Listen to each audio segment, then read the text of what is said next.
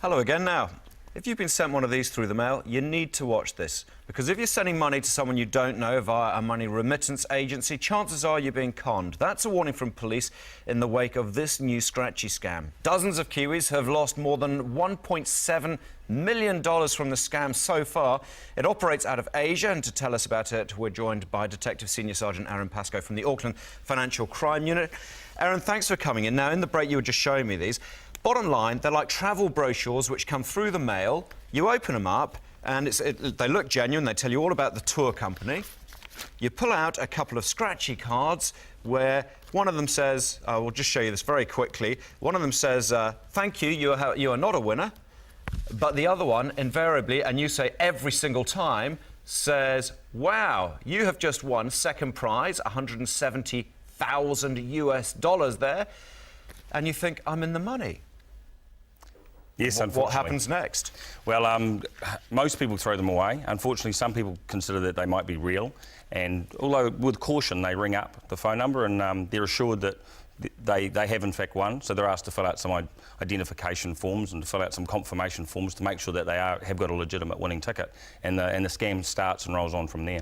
The whole time going through their mind, no doubt, because we hear it enough times, if it's free, if it's too good, it's not true. What's the fact? If it's too good to be true, probably is. Yeah, and nothing's free. Yeah. So that's why they're making the phone calls. They're trying to run through. These guys on the other end must be very, very good and persuasive. Well, they are, and they set up a good backdrop. So people actually check out the companies on the internet, and they look legitimate. There's legitimate-looking websites.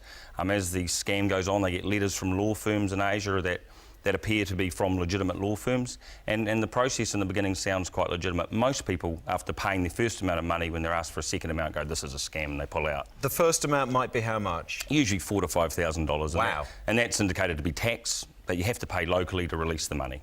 And then after that, they smell a rat. Or, unfortunately, I'm sure many go, well, I've already thrown 4 or 5 grand at this, I've got to throw another 4 or 5 grand to try and get something back. Exactly, and the scammers don't stop because they've run out of ideas of ways to ask you for money. They just keep asking for money in different ways until you either run out of money or realise it's a scam. And no prize ever exists? No prize ever exists. Nobody ever gets their money back and nobody ever gets a prize. You've spoken to these guys on the other end of the phone, haven't you? You've pretended to be someone being scammed. Yeah, that's right. I just out of my own curiosity to see just how it worked, and I rang up and went from a receptionist to a person who wanted to take my details. And did you end up by saying, hey, you guys are crooks? Well, I suggested that it was a scam, and he made a suggestion that I shouldn't have called, and the phone call deteriorated pretty quickly from there. So obviously, the first message is, if you're getting these through the mail, throw them away, or maybe send them to you guys, although I'm sure that you've got plenty for yourselves now. The second thing is, what can you do about it? Well, unfortunately, there isn't a great deal we can do about it because we're relying on offshore authorities to follow up. So our focus is on prevention